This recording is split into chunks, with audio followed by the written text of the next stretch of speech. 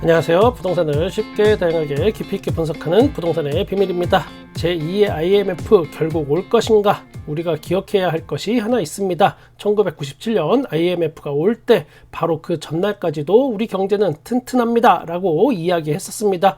동남아시아가 이미 쑥대밭이 되었고 그래도 우리는 뭐 그 정도는 아니잖아 라는 생각이 국민들의 거의 99%였습니다.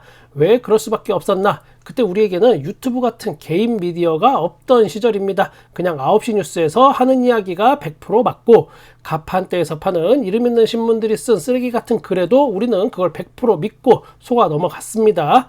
한마디로 국민들을 통제하기가 쉬웠죠. 그러니 순진한 국민들은 IMF가 온다니까 그냥 외국에서 우리한테 돈 빌려주러 오는 줄 알고 손님 대접을 하려고 했었고요. 불과 이게 30년도 안 된 이야기입니다.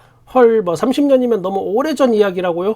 서울과 수도권에는 지금 40년 된 아파트가 널렸고 또 그 40년 된 아파트 재건축 하지도 못하고 추가 분담금 5억, 6억씩 더 내야 하고 그래야 새 아파트 준다고 하고 그런 아파트에서 사는 국민들이 지금 엄청나게 많은 걸 생각해보면 30년은 귀여운 수준인 거죠. 오늘 제 이야기 시작이 좀 셌죠. 부비가 어릴 때는 덩치는 컸지만 항상 두드려 맞고 빵셔틀 하면서 바보처럼 살았고 지금도 유튜브에 악플 달릴까봐 겁나서 빙빙 돌려서 말하고 뭐 그런 성격입니다. 그런데 집주인들의 악플이 달리고 괴롭힘을 당할지언정 뭔가 머리가 쭉 뼈서는 그런 느낌을 받아서 그냥 한번 또 질러봤습니다. 한일 외환시장 첫 공동 구두 개입. 한국과 일본의 재무장관이 최근 우리나라의 원화 그리고 일본의 엔화의 가치가 급속도로 하락하니까 심각한 우려를 공유했고 외환시장 변동성에 적절한 조치를 취할 수도 있다라고 밝혔답니다. 한국과 일본의 경제 수장이 공동으로 외환시장에 이렇게 입으로 말로 구두 개입한 건 처음이라고 합니다. 이 부분 IMF 직전에도 뭐 비슷했었습니다. 그때 일본에 우리가 돈 빌리러 갔었죠. 물론 보기 좋게 퇴짜 맞았고요. 지금의 상황이 그때와는 물론 다르고 심각성도 그 정도까지는 아닐 거라고 믿고 있으나 뭔가 상당히 기분이 찜찜하긴 합니다.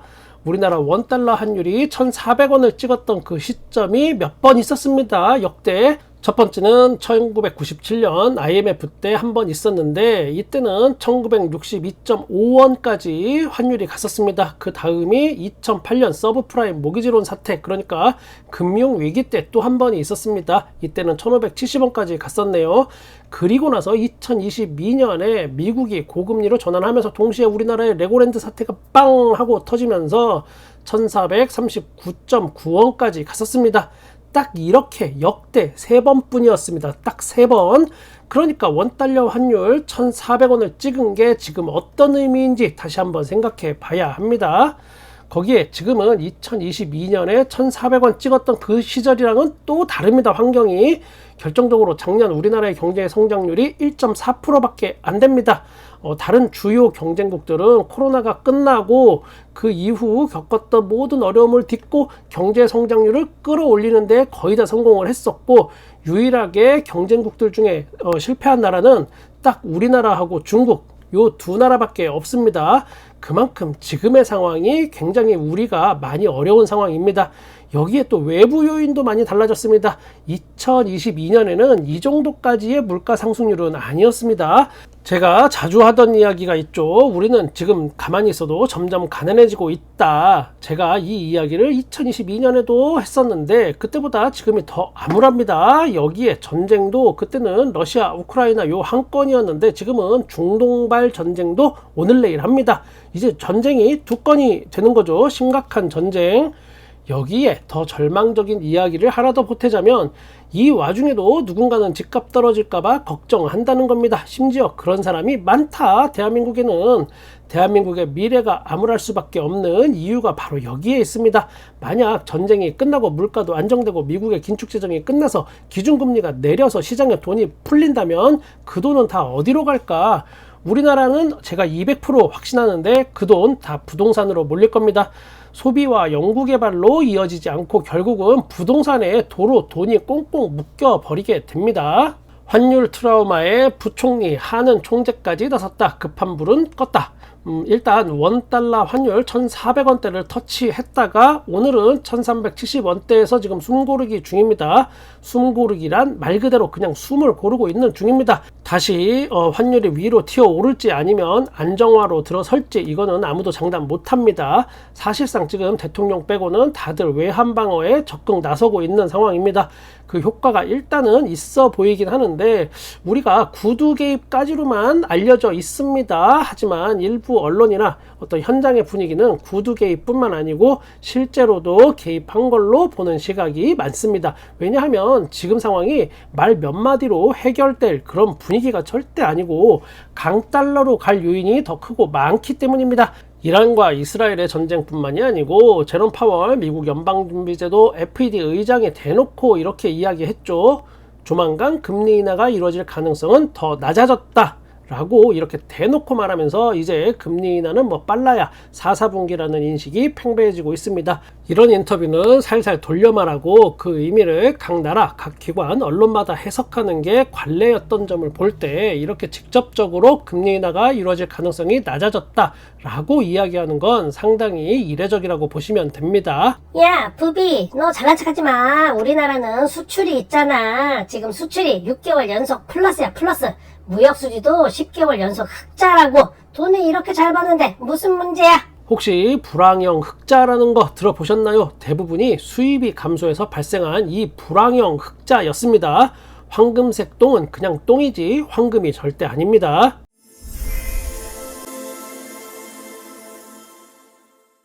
삼성그룹이 삼성전자를 비롯한 금융 계열사 임원들을 대상으로 주 6일 근무를 이번 주부터 시행한다고 합니다. 일반 직원들은 또 예외이고 임원들만 여기에 해당된다고 하네요. 그리고 작년 실적이 좋았던 삼성생명, 삼성화재 등은 또 제외라고 합니다. 무언가 경제 상황이 심상치 않음을 우리가 간접적으로 체감할 수 있는 그런 부분입니다. 삼성 주식 물타기를 계속하고 있는 엄마를 옆에서 지켜보면서 이거 잘하면 내 명함에다가 삼성 대주주 아들 이렇게 새겨야 하나 걱정 중인 이 부비의 노후를 위해서라도 삼성의 비상경영이 꼭 성공하길 바랍니다. 진심이에요, 회장님.